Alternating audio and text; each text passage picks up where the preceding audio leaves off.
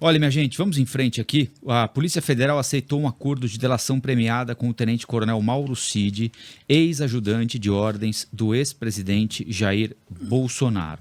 Nos últimos dias cresceram especulações de que Cid estaria disposto a fazer uma delação depois que passou a colaborar com a Polícia Federal nos últimos depoimentos. O último depoimento dele foi sobre a investigação que trata da venda de presentes recebidos por delegações estrangeiras em 31 de agosto, quando ele passou 12 horas na sede da Polícia Federal contando tudo o que sabe sobre o assunto. Ele é investigado, o Cid, né, no inquérito que apura a venda do transporte ilegal de joias, não está preso por isso, ele está em prisão preventiva por causa da fraude na carteira de vacinação do ex-presidente Bolsonaro, de uma filha do ex-presidente, da família dele também, Mauro Cid, para que eles pudessem ir aos Estados Unidos. Um dia ali, eles embarcaram no dia 30 de dezembro, né? Um dia antes de terminar o mandato. E agora falta ao Supremo Tribunal Federal, ao ministro Alexandre de Moraes, concordar ou não com esse acordo de delação. Mas, Galvão, o acordo de delação de alguém... Aliás, é importante a gente ficar atento ao acordo de delação no momento em que a Lava Jato está sendo toda revista, tudo que aconteceu com a Lava Jato está sendo revisto, né? Porque um acordo de delação é feito com alguém suspeito de cometer algum crime. Né? Eu digo que o Mauro Cid é suspeito porque ele ainda não foi julgado, portanto ele é suspeito. Para que ele tenha um benefício concedido pelo Instituto da Delação Premiada, ele tem de oferecer coisas para a investigação que a investigação não sabe. Exatamente. Né? E sobre ele, aparentemente, a investigação sabe muita coisa. Sim. Né? Então, ele tem de ter oferecido, e é o que o ministro Alexandre de Moraes vai avaliar, coisas para além daquilo que se sabe até agora, para que este além justifique o benefício que ele vai receber de não responder por um crime que ele supostamente cometeu, né? Ou crimes, como venda de joia, como falsificação de carteira de vacinação. Não, esse acordo é fundamental. Eu espero, sinceramente, que o ministro Alexandre de Moraes aceite, porque o tenente-coronel Mauro Cid tem muita coisa a explicar. Você sabe, Rafael, que eu fui militar durante 6 anos, eu servi num quartel de cavalaria mecanizada que era ao lado de um quartel-general. Então eu convivi... Não, eu fiz CPOR e depois eu fui para a cavalaria, para o Esquadrão de Cavalaria Mecanizada em São Paulo, e servi 4 anos, né, nesse esquadrão ao lado do QG da 2ª DE. Então eu convivi com ajudantes de ordens durante esses 4 anos ali, de general, não de presidente da República. O ajudante de ordens, como o próprio nome diz, ele ajuda no cumprimento das ordens do seu superior. Ele normalmente não tem iniciativa, ele não tem autonomia, né, para tomada de decisão. Ele faz o que mandam. Ele faz o que mandam, é isso, ele faz o que mandam. Então é por isso que ele tem muito a explicar sobre a questão das vacinas, sobre a questão das joias e principalmente sobre a questão do plano de golpe que foi encontrado no celular dele nas conversas com o coronel Lauan, coronel da ativa do Exército. Porque se lá na casa do Anderson Torres tinha uma minuta, ou seja, somente ali um rascunho, né, do que seria um golpe, nessas conversas com o coronel Lauan, tinha lá o golpe, todo o planejamento, inclusive com tentativa de se embasar juridicamente, uma coisa simplesmente absurda. Então ele tem que contar, né, quem é que é o pai dessa criança, ou os pais, de onde surgiu essa ideia em relação ao golpe. E em relação às joias também, são histórias que não param em pé, né, porque o advogado dele, né, o anterior lá, disse que ele foi lá vender as joias, isso está documentado. Agora, o advogado disse que ele entregou o dinheiro para casal Bolsonaro. O Bolsonaro disse que não recebeu, Michele também não recebeu. Então, aonde está esse dinheiro? Aí o ACF foi lá e recomprou, só que falou que não pegou dinheiro de ninguém, pegou dinheiro dele. Então, as coisas não né? O ACF é o patriota, né? Não, eu falei lá na Rádio CBN, desceu a Madre Teresa de Calcutá no ACF, ele resolveu fazer um bem, né, para o Tesouro Nacional e foi lá e recomprou, porque as coisas não colam. Quer dizer, então, o Bolsonaro disse que ele tem autonomia, como se ele tivesse pego lá o relógio, tomou a iniciativa e foi lá. Quer dizer, então ele roubou o relógio, foi lá e vendeu, porque o Bolsonaro disse que ele não recebeu o dinheiro. Entende? As coisas não colam. Fecham, né? Não fecha a história. Marechal ACF da Fonseca, né? O republicano. Rapaz. Baixou o espírito de Marechal Deodoro dele, agora vai o republicanismo lá.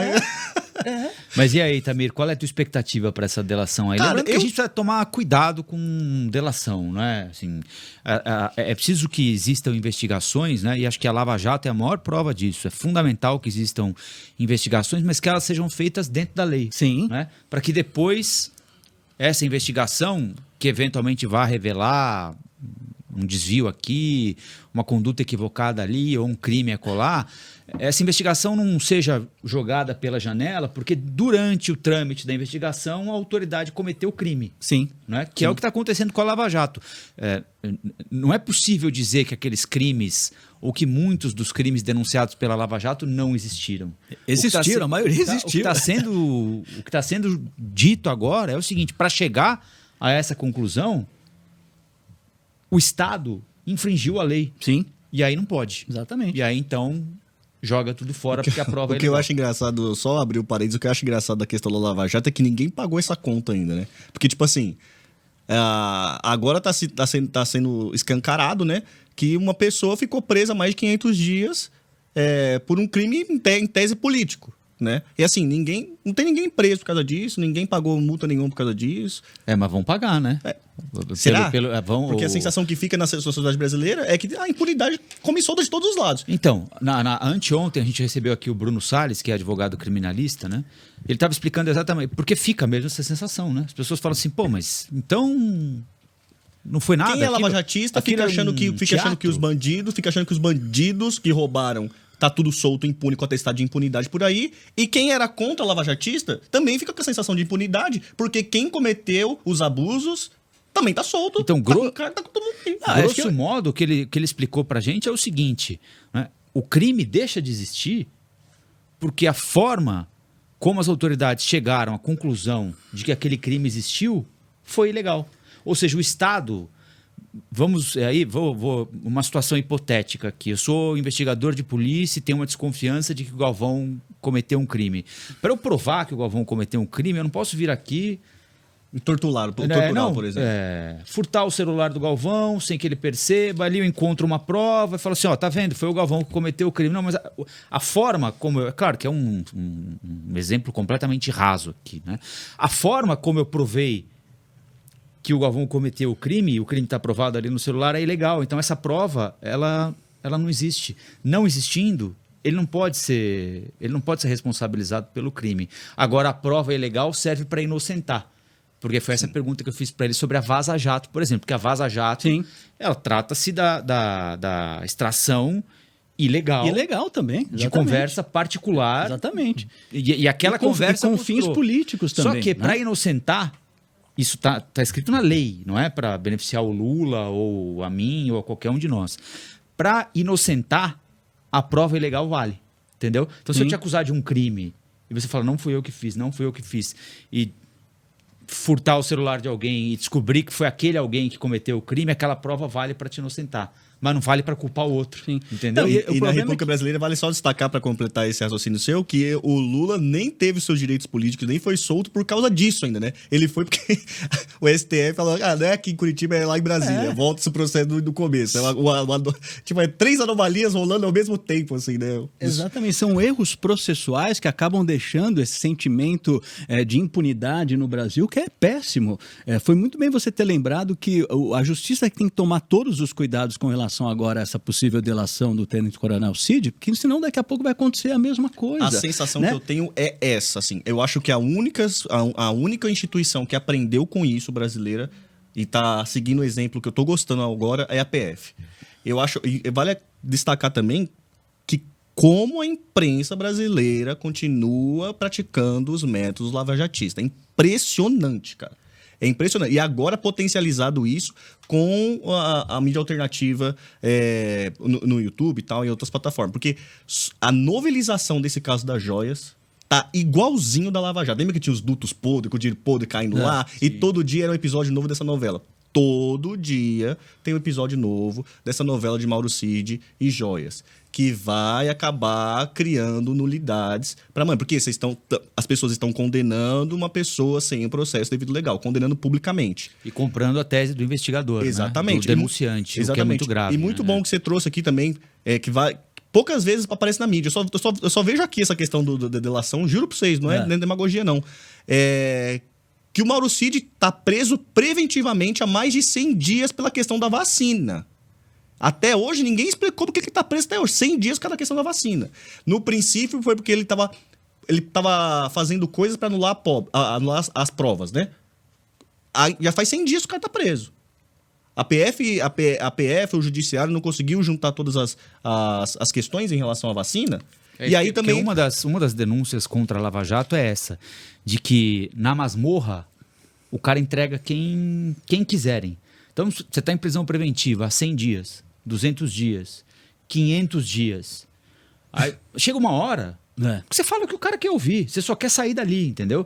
Essa foi uma denúncia que os detratores da Lava Jato faziam em relação às delações da Lava Jato, né? A prisão preventiva está sendo usada como uma espécie de tortura. Exatamente. Agora, eu acho importante, gente, não demonizar a Lava Jato. Não há dúvida nenhuma de que houve erros por parte, principalmente do Sérgio Moro, do Dallagnol, que extrapolaram as suas funções. O Sérgio Moro, como juiz, não respeitou a equidistância que ele deveria respeitar entre quem acusa e quem se defende. Então, não há dúvida nenhuma que houve erros processuais, houve intenção política, não há dúvida. Bolsonaro depois, exatamente, não há dúvida. Agora, não há dúvida nenhuma também que houve muitos crimes relacionados à Lava Jato, relacionados à Petrobras. Eu sempre lembro do Barusco, que era aquele gerente da Petrobras, não era nem diretor, gerente da Petrobras, que devolveu 180 milhões de reais. Ele devolveu 180 milhões. Palocci, então, sabe lá, também, devolveu dinheiro também. Palocci também. Então, lá, tinha as diretorias da Petrobras divididas entre o PT, o PP e o PMDB.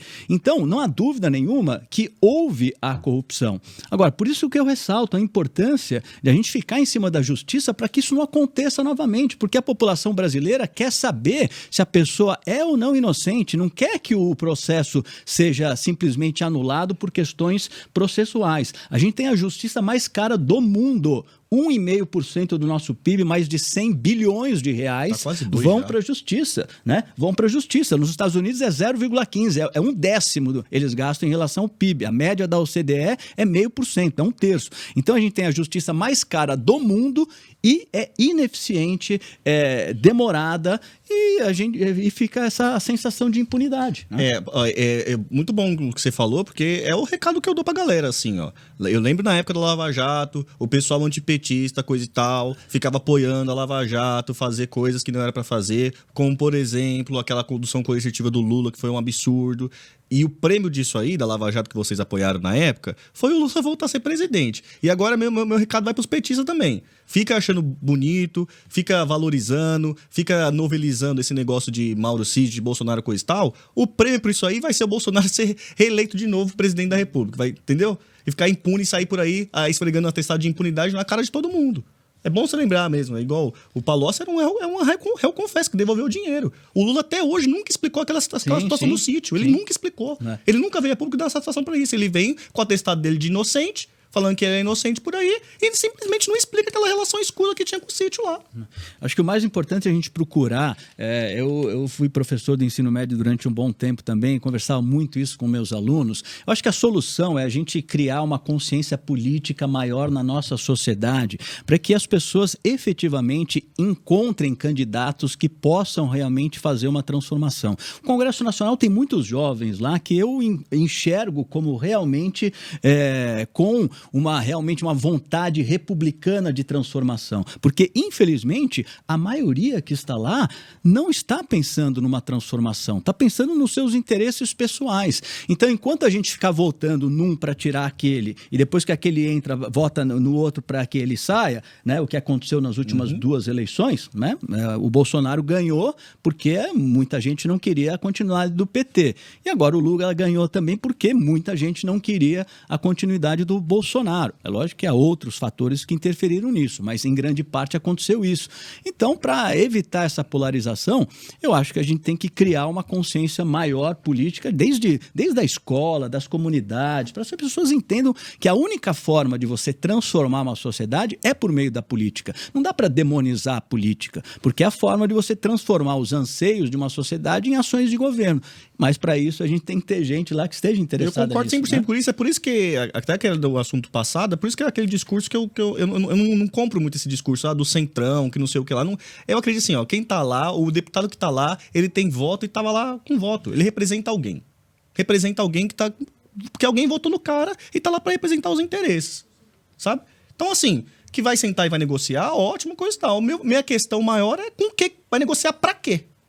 É isso. Porque é muito louco isso. Só preciso colocar mais um adendo. Porque, assim, Eu sou um cara progressista. E o que eu mais vejo é deputado progressista ou base do governo falando assim, relação de força, votando contra os meus interesses que elegi, ou a galera que elegeu aqueles representantes progressistas, votando contra aquela base dele em troca de correlação de força.